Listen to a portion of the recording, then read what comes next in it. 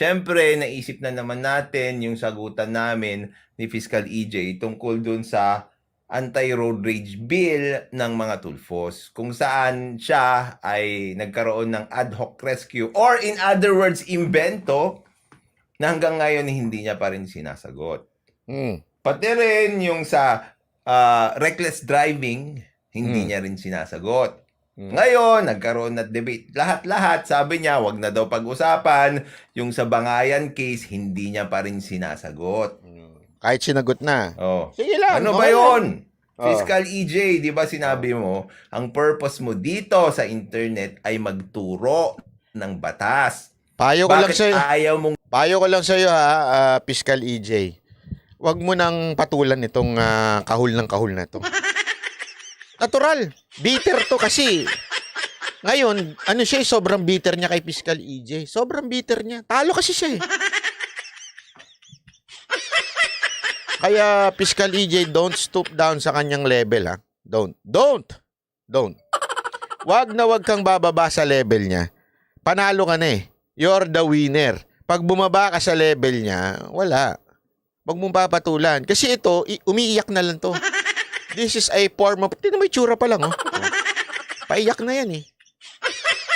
Itsura pa lang, iyak na talaga, eh. Iiyak na yan. Konti, alam mo, konti na lang. Feeling ko talaga medyo... ako may suggestion ako doon sa, yung sa kanyang partner. Ma'am, ano ho nyo? Magbakasyon po muna kayo. Para maka-emotional survive itong partner mo. Kasi nagwawarla na sa social media. Kung ano-ano na sinasabi. Wala na talaga sa hulog yung kanya sinasabi.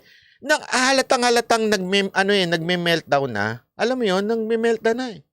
Kitang-kita mo na yung kanyang mga position sa argumento. Wala na talaga sa hulog. Tingnan nyo itong position niya ha. liwanagin sa mga nanonood sa'yo, total may regular na live stream ka na. Sinabi mo, di ba? May regular na live stream ka na. O bakit ayaw mong sagutin yung mga pending questions sa'yo? Kapag ako, sinasagot ko lahat. Wala Okay. akong iniiwan. Sinisigurado ko na kapag ikaw, sina-challenge mo yung mga sinasabi ko, nagpapaliwanag ako. Ikaw, bakit hindi? 3-0. Panalo. Tingnan mo na. Alam niya, natalunan siya. Hindi, totoo. Alam niya, talunan siya eh. Walang biro. Kaya init na init siya eh. Alam mo yun, parang ano ito eh. Ito yung talo ka na sa basketball, di ba? Tapos nagwawala pa. Para lang, pag pinatulan mo, talo kayong pareho kasi nakipag-away ka rin. Kaya wag na, easy na lang, Fiscal EJ ha.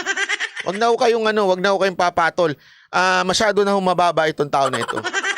Ano na sa sad na ho ito. Wala na ito, di makakabangon to. Hindi na ho makakabangon to. Wag nyo nang pag pinatulan nyo, babangon pa ito. Sad na ho siya. May balita nga sa akin eh. Kesyo nabawasan daw ng subscriber to. At maraming alam mo, meron nga ako nababasa na sinasabi dati kami subscriber ni Attorney Libayan. Nag-unsubscribe na kami dahil doon sa debate. Kitang-kita namin. May mga nagaganon eh. Nakikita ko sa comment eh. Oo. Kaya nga, alam nyo, Fiscal EJ, sad na ho ito. Konti na lang, talagang iiyak na ito on live. Di ba? Bakit ayaw magpaliwanag nung nanalo? Di ba? Hindi ganun yon. Na kapag natapos na yung debate, hindi na pag-usapan, hindi ganun yun. Yun nga ang umpisa.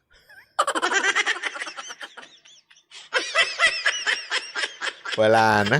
Bagsak na talaga to. Grabe, no? Sobrang ano na nito ni Attorney 3.30. Attorney 3.0! Talo ka ni! Hahabol ka pa! Ulat na. Para pag-usapan itong age of sexual consent. At saka update sa age of sexual consent, mga kabatas natin, may mga 5,000 plus na sign ups doon sa letter na papadala natin. Huwag kayong magkaalala, mga kabatas natin. Ginagawa na po yung letter. Tapos, sunugin nyo yung letter. Na lang. It will... Sunugin nyo yung letter! Hindi, alam mo, maganda.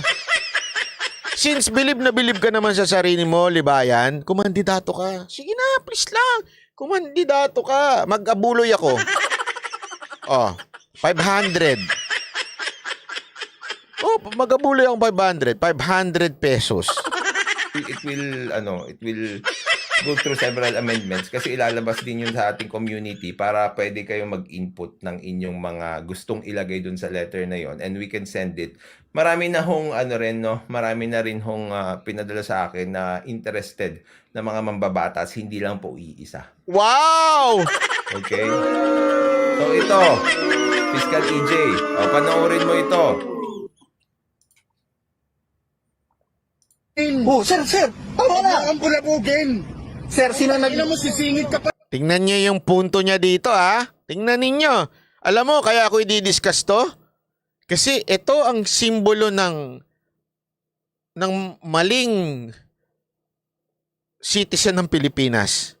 Yung ganitong attitude, ipapakita ko sa inyo na sablay na sablay. Kawawa tayo pagka in-adapt natin tong ganitong klaseng attitude. Sa'yo. May pagmumura. So, ibig sabihin, pasok yan sa anti-road rage law. Diba? Na sinusulong nila. Oh, Ilan ang kulong ng taong ito? At least 2 years. okay. So, ayaw Din, mo. sir, ganun din po. Ganun din, sir. Ang cellphone mo bayad. Oo. Sir, nakainom kayo, sir, no? Cellphone mo bayad ka. O yan. Cellphone mo. Wow. Sir, ano? Oh, thank you. Lang. Thank you. Sisingit ka. Sumingit ka. Ano yan? Ano yan kinaano mo? Wow. May physical na rin. Oh, May force. So, ibig sabihin, ano? ibang count na naman. Oh, Kasi ang ngayon. mangyayari dun sa anti-road rage law, mga kabatas natin, na pinapasa nila, Ito yung No? argumento niya. yung bill na yun na pinapasa nila, ang mangyayari dyan, syempre, bawat pangyayari doon, magiging isang count. Ngayon, So, mga kabatas natin, kung yung isang act mo na nag-rage ka, it can result to different counts. ngayon, Yung nagmura ka, 1 count. okay. Kapag tinulak mo, nanakit ka, 1 count. Okay. Okay? Tapos, Tignan nyo. Balikan natin kung ilan ang na-violate na dito, ha? Kaya nga sinasabi ko sa inyo, mga kabatas natin, sobra yun. Ayun! So, sobra yun. So, sakto lang. Dapat, pag ikaw nagawa ng ganyang road rage, huwag ka naman masyadong parusahan. Sakto lang. Mild. Grabe naman, ang tindi naman ng parusa.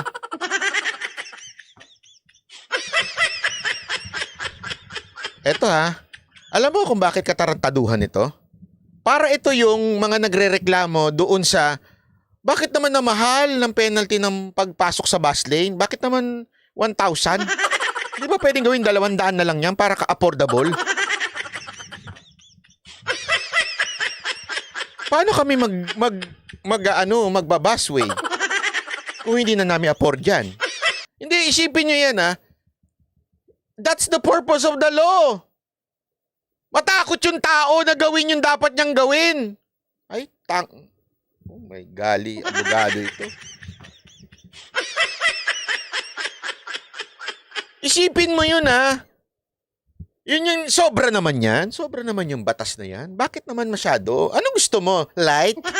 Anong gusto mo? Yung batas medyo inaamo-amo ka pa? Yung, since nagmura ka, tinapik mo yun. Bigyan ka ng ilang araw lang. Kasi kawawa ka naman eh.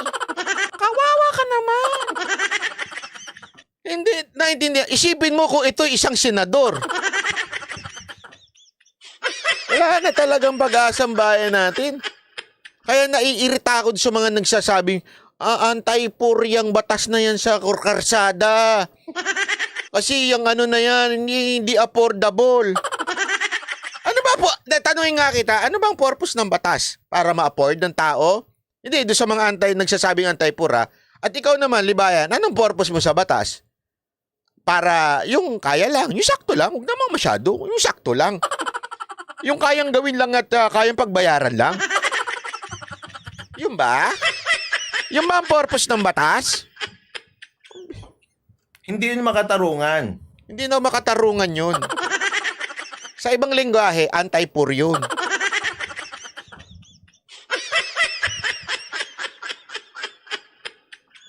Nakikita nyo na kung bakit isang maling halimbawa ito sa bayan natin? Kaya ka nga gagawa ng batas para talagang wag suwayin, 'di ba? Hindi yung masyado naman 'yan, ang bigat naman 'yan.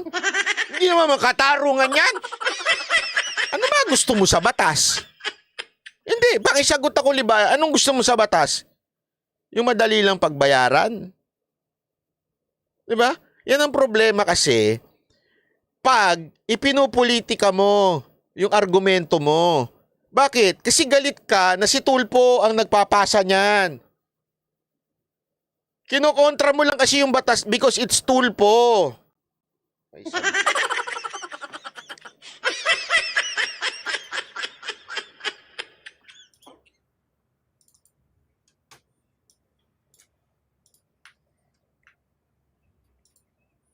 Tagal. Grabe. Kasi isang outburst ng galit yun eh. Tapos ang taas-taas ng...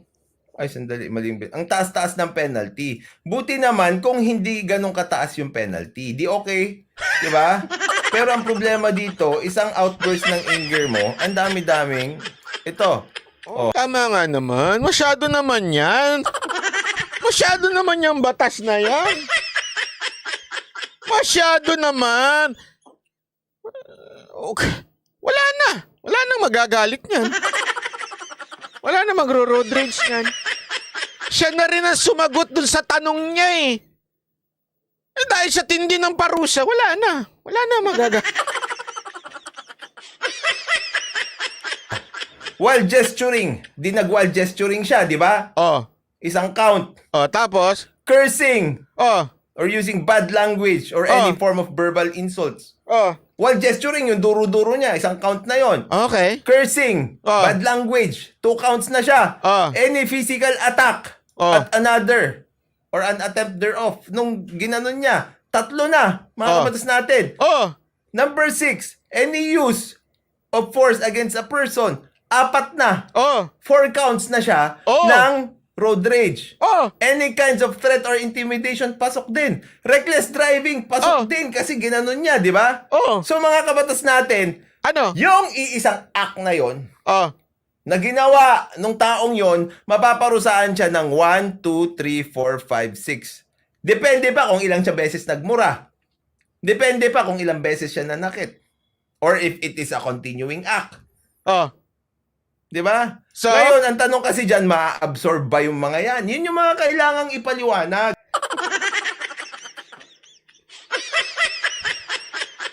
alam mo, dinaig mo pa talaga yung paniniwala ng mga kulto. Una-una, hindi naman ganun yung, sa tingin ko sa tingin ko lang, kung magkakaroon man ng, kasi tandaan natin, hindi pa naman yan batas bill pa yan. Okay? Ibig sabihin, pag-uusapan pa yan. Lilihain pa yan, 'di ba? Kung sabihin talagang aayusin pa. Pero gayon pa man, yung pinaka idea mo is dapat hindi malupit yung batas. Hindi dapat ganyan. Kasi nga kawawa naman. Kawawa naman yung nag-road rage. Alam mo, nung pinapanood ko to, ito ang komento ng hindi isang abogado. Ito ang komento ng isang taong troll. Troll ni Tulfo. Dito, sagutin niyo ako. Anong klaseng pananaw yung ganyan? Ay, kayo nga mga nasa ibang bansa, ang lupit ng batas ninyo. Magmaneho ka ng lasing. Anong meron? Sige nga ho. Anong meron pag nagmaneho ka ng lasing sa sa bansang kinabibilangan ninyo? Sige nga, sagot nyo ngayon dyan. Ano ang pag kayo ng maneho ng lasing? Ano mangyayari sa inyo? 'Di ba? Ano pa pag nanakit kayo? Sige, alam ko DUI. Ano nga mangyayari? Anong resulta? Anong penalty? Anong mangyayari? Oh, tanggal lisensya. Kulong. Oh, 100 lapad. Grabe naman 100 lapad. Magkano yung 100 lapad? 100. Ay, malaki-laki yun ah. Tanggal lisensya, kulong. Oh. Ayan oh. 'Di ba? Deported, arrested. Oh. Ano pa? Ang dami pa eh. Oh. Kaya gupit lisensya. Meron ba yun? Niloloko nyo ako? Gupit lisensya talaga? Diba? Sa Australia, tanggal license mo tapos laki bayad mo. Oh. 370,000? Naku, grabe naman. Masyado naman yan. Jing Corpus, sabihan mo sa Japan, magagalit si Libayan yan. Anti-poor yan. 370,000? Paano na mababayaran yan? Hindi na ako inom ng lasing. Ay, hindi na ako inom ng lasing. Hindi na ako magmamaneho ng lasing. Hindi niya talaga mag-gets yung ano, no? Yung purpose nung road rage na bill na pinapasa, no? Di ba? Kasi nga, kapag vague yung batas na yan, hindi rin makatarungan. Tapos tignan nyo mga kabatas natin, di ba? Merong ganyan. Tignan nyo yung penalty na makukuha niya.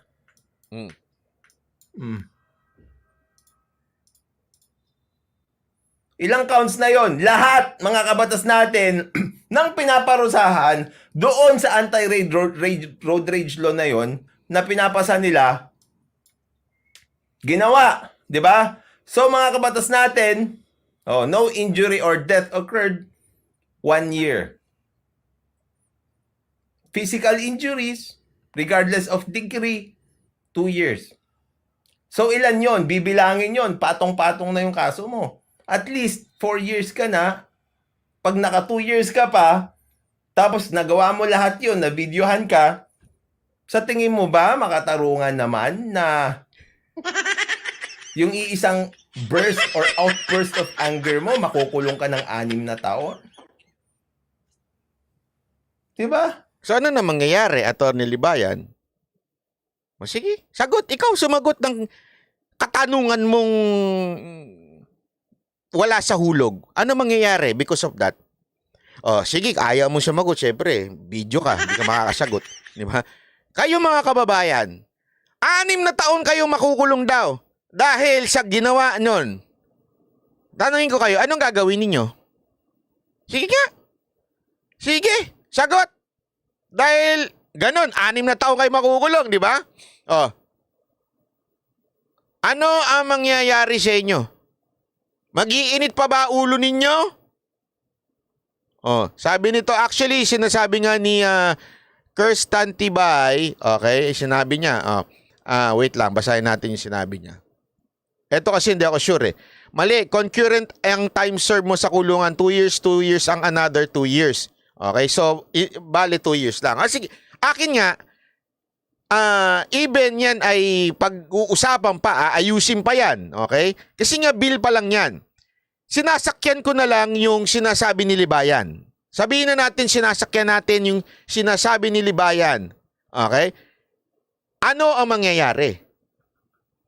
Di ba? Ano ang mangyayari kung ganyang katindi ang batas na sinasabi ni Libayan?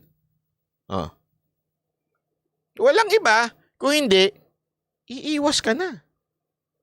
Baka yakapin mo pa. Pagka merong nagmura sa'yo, yayakapin mo pa. Oh.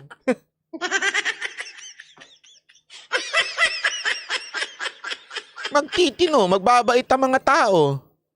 Kasi nga, mantakin mo, magmura lang ako, duruin ko lang yun. Kulong ako. Isipin nyo na mabuti yan, ha? Isipin nyo na mabuti. Kasi nga, alam mong problema, tayo mga Pilipino, sanay tayo doon sa pakiusapan, eh. Baka mamaya, yung naduro, baka mamaya bumigay yun. Diba? Ibig sabihin, walang mangyari. Kaya nga ngayon, na nangyayari, yung LTO, sila na lang magpaparusa, kusa nila kasi walang batas. Tama, mali? Ay, naku nga naman, oo. Lawyer ito, ha? Ayan, basta tapos na yan, ha? Yun ang punto niya dito. Diyan pa lang sabit na talaga si Libayan. Wala na. Nasa, hindi nga nasa floor eh. Nasa kanal na. Ganun nakatindi. Dahil sa sobra niyang, alam mo, ako may payo ako sa Libayan.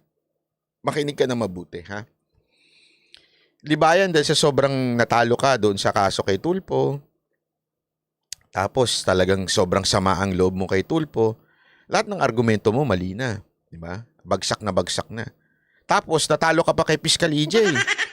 So, ang dami ng puot sa puso mo. Ang dami ng hate sa puso mo. Kaya tuloy bawat bitaw mo, mali na. Wala na talagang tumatama. Dati kahit pa paano may tumatama pang mga 1%, ganun. Ngayon wala na talaga. Sobra na, sayad na. Diba kung ang level ng ang tamang tao nandito, okay? Dati nandito ka eh. Ngayon nandito ka na sa lapag. Wala na talaga. Bagsak na. Kaya ako, ang suggestion ka sa'yo, let go. Let go. Ganun talaga ang buhay. Let go yung sama ng loob. Let go. Minsan natatalo tayo. May ganyan talaga yung pagbagsak ng buhay. Failures in life. Kasama yan eh. Kasama sa buhay ang failures. Ilang beses ka na nag-fail. Ang problema sa'yo, kaya fail ka ng fail. Kaya sunod-sunod ang fail mo. Kasi nga, ayaw mong aminin. Diba? Ayaw mong aminin yung failure mo. Kaya patuloy ka sumasayad. Minsan, kailangan talaga yun eh. Aamin ka sa pagkakamali mo. Bagsak ako, mali. Bawi na lang uli ako. Diba? Kasi ganun naman talaga buhay eh. Walang perfect na tao. We fail. I'm not saying na magaling ako. Hindi. I also fail. But one thing that I know, pag ako nagkamali, bawi na lang. Ganun talaga buhay. Walang perfectong tao. Ang problema sa'yo, talunan ka na nga, bitter ka pa.